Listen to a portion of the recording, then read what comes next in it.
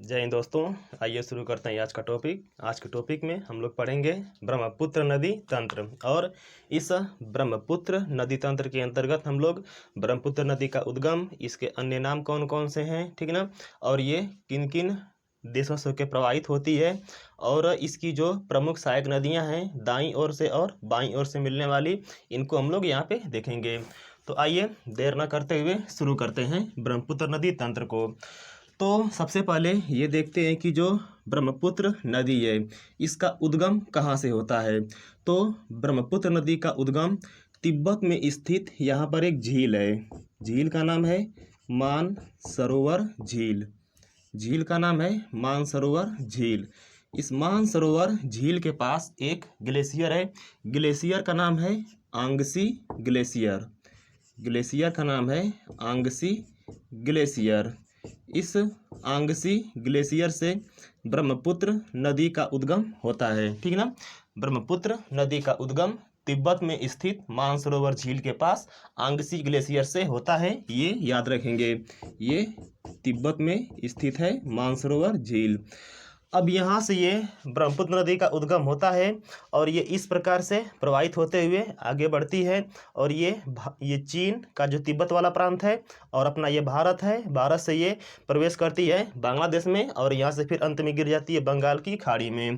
तो इसका ये जो पूरा प्रवाह मार्ग है, अपने मार्ग में प्रवाहित होते हुए जो ब्रह्मपुत्र नदी है, तो ये कुल कितनी किलोमीटर लंबी है, यानी कि अगर ब्रह्मपुत्र नदी की कुल लंबाई की बात किया जाए, ब्रह्मपुत्र नदी की जो कुल लंबाई है ये है 2900 किलोमीटर। इसकी कुल लंबाई है 2900 किलोमीटर, और यह 3 देशों चीन, भारत और बांग्लादेश से होकर ये बहती है। अब इसमें ये देखते हैं कि जो ब्रह्मपुत्र नदी है, जब यह चीन के तिब्बत वाले भाग से होके आगे बढ़ती है तो यहाँ पे इसका नाम कुछ और होता है। देखिए इसमें हम लोग जो पढ़ रहे हैं कि ब्रह्मपुत्र नदी तंत्र, तो पूरा ये नदी ब्रह्मपुत्र नदी ही है, लेकिन अलग अलग देशों में इसके अलग अलग जगहों पे अलग अलग नाम है। तो यहाँ पे जो तिब्बत में ब्रह्मपुत्र नदी का नाम है, तो इसको यहाँ पे सांगपो के नाम से जाना जाता है। ब्रह्मपुत्र नदी को तिब्बत में सांगपो, या फिर एक और नाम से इसको बोला जाता है यहाँ पे यरलुंग जंगबो।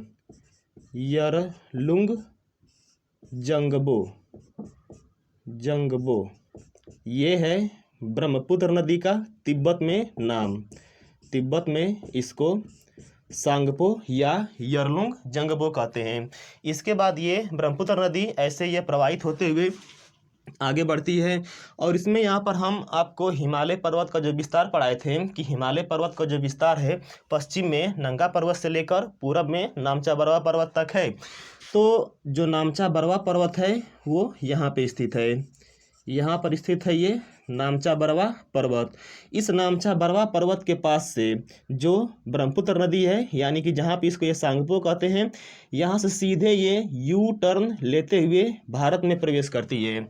ये नामचा बरवा पर्वत के पास से यू टर्न लेते हुए भारत में प्रवेश करती है, और जब यह भारत में प्रवेश करती है तो भारत का वह राज्य है अरुणाचल प्रदेश। तो अभी तो इस नदी का नाम है सांगपो, लेकिन जब यह आती है अरुणाचल प्रदेश में तो यहाँ पे इसका जो नाम है वो बदल जाता है। फिर यहाँ पे इसको कहते हैं ब्रह्मपुत्र नदी को दिहांग। यहाँ पे इसको दिहांग के नाम से जाना जाता है। ब्रह्मपुत्र नदी को अरुणाचल प्रदेश में दिहांग के नाम से जाना जाता है। अब यह अरुणाचल प्रदेश से जब आगे बढ़ती है तो यह प्रवेश करती है असोम में, और असोम में इस ब्रह्मपुत्र नदी को ब्रह्मपुत्र के नाम से जाना जाता है। ये जो नाम है ब्रह्मपुत्र, यह भारत के असोम राज्य में बोला जाता है। तो इसका जो नाम है ब्रह्मपुत्र, ये है असोम राज्य में ब्रह्मपुत्र इसको कहा जाता है। अब इसके बाद ये असोम में ब्रह्मपुत्र नाम से प्रवाहित होते हुए फिर ये निकल जाती है अगले देश बांग्लादेश में, और फिर बांग्लादेश में इस ब्रह्मपुत्र नदी को जमुना के नाम से जाना जाता है, ठीक ना। जमुना याद रखेंगे, जमुना। इस जमुना को यमुना बिल्कुल नहीं कहेंगे, यमुना अलग है और ये है जमुना। अब इसमें ये देखते हैं कि जो ब्रह्मपुत्र नदी है तो इसके अलग अलग नाम हो गए। तिब्बत में सांगपो या यरलुंग जंगबो, अरुणाचल प्रदेश में दिहांग, असम में ब्रह्मपुत्र, बांग्लादेश में जमुना। ब्रह्मपुत्र नदी यहाँ से अरुणाचल प्रदेश से जब निकलती है असम में, तो असम में आते ये मैदानी भाग में प्रवेश कर जाती है। और असम में इसका जो प्रवाह क्षेत्र है, तो ये सादिया से धुबरी के बीच जो ब्रह्मपुत्र नदी है, यह असम में सादिया से धुबरी के बीच प्रवाहित होती है।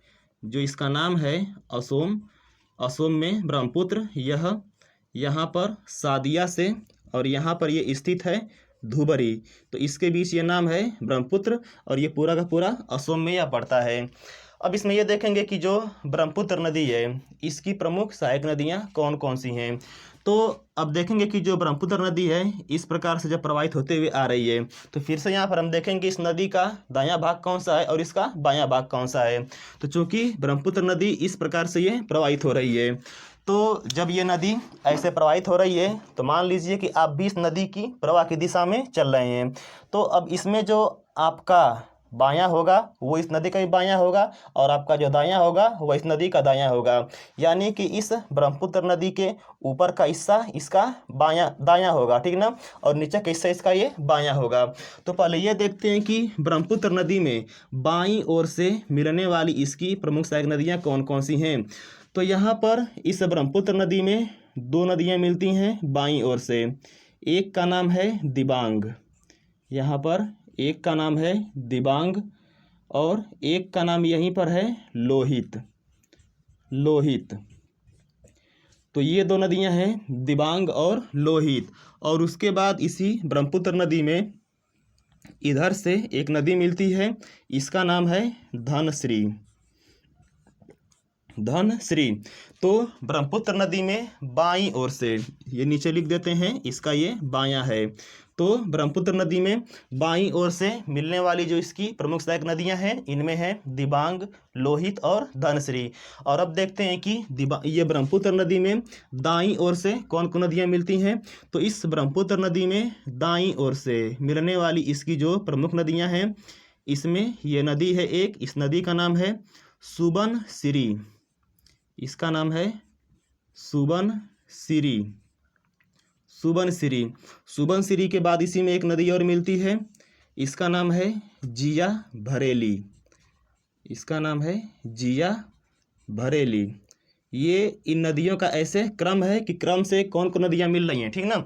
तो सुबनसिरी, जिया भरेली। अब इसी में एक और नदी मिलती है, ये नदी निकलती है भूटान में स्थित तिब्बत हिमालय से और इसका नाम है लोहित। ये सुबनसिरी, जिया भरेली, सॉरी लोहित नहीं, इसका नाम है मानस। इस नदी का नाम है मानस। ये मानस नदी भूटान की सबसे प्रमुख नदी है, ठीक है ना। मानस नदी भूटान की सबसे प्रमुख नदी है और यह मानस नदी इस प्रकार से प्रवाहित होते हुए आके मिल जाती है ब्रह्मपुत्र नदी में। और इसी मानस नदी की घाटी में असम में मानस वन्यजीव अभयारण्य स्थित है। ये पॉइंट आप लोग याद रखेंगे। मानस के बाद जो अगली नदी है, क्रम से फिर से देखते हैं कि ये सुबनसिरी, जिया भरेली, मानस। इसके बाद जो नदी है इसका नाम है संकोश। ये नदी है संकोश। और इसके बाद एक और नदी है, इस नदी का नाम है तीस्ता नदी। ये नदी है तीस्ता नदी। तो इस प्रकार से ब्रह्मपुत्र नदी में दाईं ओर से मिलने वाली जो इसकी प्रमुख सहायक नदियां हैं इनमें हो गई सुबनसिरी, जिया भरेली, मानस, संकोश, तीस्ता। अब तीस्ता नदी को देखते हैं कि इस तीस्ता नदी का उद्गम कहाँ से होता है। तो तीस्ता नदी का उद्गम होता है यहाँ पर सिक्किम में स्थित चोलामू झील से। इसका उद्गम होता है सिक्किम में स्थित चोलामू झील से। और इस तीस्ता नदी की भी एक सहायक नदी है। जो तीस्ता की सहायक नदी है इसका नाम है रंगीत नदी। ये रंगीत नदी सिक्किम में ही रंगोत हिमनद से निकलती है और मिल जाती है तीस्ता नदी में।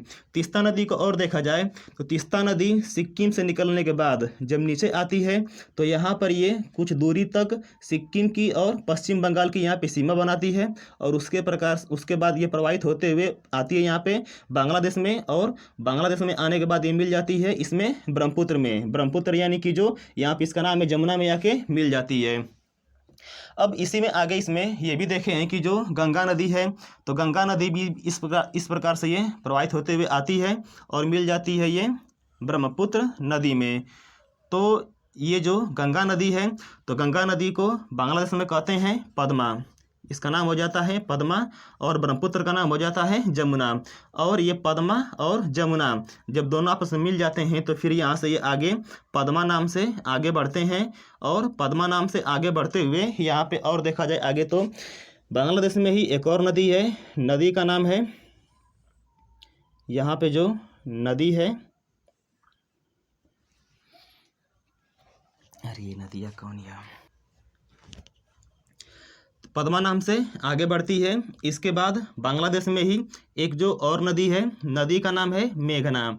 ये मेघना नदी बांग्लादेश में चांदपुर के निकट आके इस पद्मा में मिल जाती है और उसके बाद से इस नदी का पूरा नाम हो जाता है मेघना। यहाँ से ये मेघना नाम से आगे बढ़ती है और आगे बढ़ते हुए इस प्रकार से ये अनेक जलवितरिकाओं में बट के यहाँ पे अपने मुहाने पे बड़े बड़े डेल्टाओं का निर्माण करते हुए और बंगाल की खाड़ी में ये गिर जाती है। ठीक है ना। तो इस प्रकार से यहाँ पर जो डेल्टा का निर्माण होता है, डेल्टा का नाम है गंगा ब्रह्मपुत्र का डेल्टा, क्योंकि इस डेल्टा का निर्माण गंगा नदी और ब्रह्मपुत्र नदी दोनों के द्वारा हुआ है, तो डेल्टा का नाम होता है यहाँ पे गंगा ब्रह्मपुत्र नदी का डेल्टा। अब इस डेल्टा में देखा जाए तो इस डेल्टा में सुंदरी नामक वृक्ष की अधिकता पाई जाती है, इसलिए इस डेल्टा को सुंदरवन का डेल्टा कहा जाता है। और यह सुंदरवन का डेल्टा जो है पूरे विश्व का सबसे बड़ा डेल्टा है। ठीक है ना। इस ब्रह्मपुत्र नदी की सबसे लंबी सहायक नदी कौन सी है? तो इस ब्रह्मपुत्र की सबसे लंबी जो सहायक नदी है वो है सुबनसिरी। इसकी सबसे लंबी जो सहायक नदी है ये है सुबनसिरी। इस सुबनसिरी को आप लोग यहीं पे देख लेंगे। ठीक है ना। अब इसमें यह देखते हैं कि ये जो तीस्ता नदी है, ये तीस्ता नदी भी भारत से निकलती है और ऐसे बांग्लादेश में प्रवेश करती है।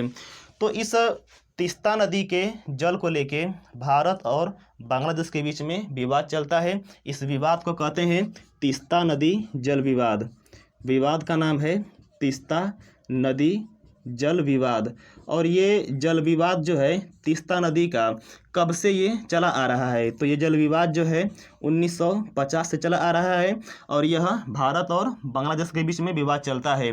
विवाद है क्या? देखिए, विवाद ये है कि इस तीस्ता नदी के जल का जो भारत है, तीस्ता नदी के जल का भारत 52% यूज करता है। ठीक है ना। और यह बांग्लादेश के लिए इस नदी के जल का 48% भाग छोड़ देता है। तो भारत तीस्ता नदी के जल का 52% यूज करता है और बांग्लादेश के लिए 48% छोड़ देता है। तो ये तो इसमें है, लेकिन बांग्लादेश ये चाहता है कि जो भारत है, ये भारत इस तीस्ता नदी के जल का 20% जल प्राकृतिक बहाव के लिए छोड़ दे और इसके बाद जो 80% जल बच रहा है उस जल को ये आधा आधा करके बांट ले। ठीक है ना। तो यही विवाद है तीस्ता नदी जल विवाद, जो भारत और बांग्लादेश के बीच में 1950 से ही चला आ रहा है। फिर भी अगर इसको देखा जाए बांग्लादेश को, तो बांग्लादेश में नदियों की कमी नहीं है, क्योंकि यहाँ पर जो बांग्लादेश इसको नदियों का देश कहा जाता है। तो इसमें नदी की कोई कमी तो है नहीं, लेकिन फिर भी ये लोग आपस में विवाद किए हुए हैं इस तीस्ता नदी के जल को लेके। तो इस प्रकार से ये जो पूरा ब्रह्मपुत्र नदी तंत्र है ये हो गया। इसके बारे में एक और ख़ास बात ये जानेंगे कि इस ब्रह्मपुत्र नदी का जो उद्गम है, उद्गम कहाँ पर है? तो ये मानसरोवर झील या आंगसी ग्लेशियर। और इसका मुहाना कहाँ पर है? तो ये बंगाल की खाड़ी में है। इस नदी का जहाँ से उद्गम होता है और जहाँ पर इसका मुहाना है, कहीं भी इसका नाम एक जैसा नहीं है। यानी कि जो नदी हम पढ़ रहे हैं ब्रह्मपुत्र नदी, तो न तो इसका नाम ब्रह्मपुत्र इसके उद्गम के पास है और न ही ये मुहाने पे है। कहाँ पर है? तो ये बीच में है। बीच में यानी किस राज्य में? तो असम में है। इस नदी की जो सबसे बड़ी विशेषता एक और है, ये भी देख लेते हैं कि जब ब्रह्मपुत्र नदी अरुणाचल प्रदेश से नीचे उतर के असम में प्रवेश करती है, तो असम में इस ब्रह्मपुत्र नदी की जो चौड़ाई है बहुत ही ज़्यादा हो जाती है, बहुत ये चौड़ा होकर बहती है। और जब ये यहाँ से बहती है तो अपने मार्ग में बड़े बड़े ऐसे द्वीपों का निर्माण करते हुए आगे बढ़ती है। यानी कि मैदानी भागों में आते ही यहाँ पे इस नदी का ढाल जो है कम हो जाता है, और ढाल कम होने से यह नदी अपने साथ जो अवसादों को बहा के लाई होती है, और चौड़ाई अधिक होने के कारण इन अवसादों को ये भी बीच बीच में जमा करती है। तो बीच बीच में जमा करने के कारण इस असोम घाटी में यह बड़े बड़े द्वीपों का निर्माण करती है, और इसी में एक सबसे प्रमुख द्वीप है। द्वीप का नाम है मांजुली। द्वीप का नाम है मांजुली। इस द्वीप की विशेषता ये है कि जो मांजुली नदी द्वीप है, नदी द्वीप क्यों? क्योंकि यह द्वीप किसी नदी के द्वारा ये बनाया गया है। तो जो मांजुली नदी द्वीप है यह पूरे विश्व का सबसे बड़ा नदी द्वीप है। बहुत ही इम्पोर्टेंट पॉइंट है, इसको आप लोग नोट कर लेंगे कि जो मांजुली नदी द्वीप है, मांजुली नदी द्वीप, यह विश्व का सबसे बड़ा नदी द्वीप, विश्व का सबसे बड़ा ये नदी द्वीप है। और इसमें से पॉइंट और क्या बनते हैं कि जो मांजुली नदी द्वीप है किस राज्य में स्थित है? तो ये असम में स्थित है। मांजुली नदी द्वीप किस नदी के द्वारा निर्मित है? तो ये ब्रह्मपुत्र नदी के द्वारा निर्मित है। ठीक है ना? तो ये इनमें से बनने वाले प्रमुख ये पॉइंट हैं। तो इस प्रकार से जो पूरा ब्रह्मपुत्र नदी तंत्र है ये समाप्त हो गया। और आज के लिए इतना ही। जय हिंद।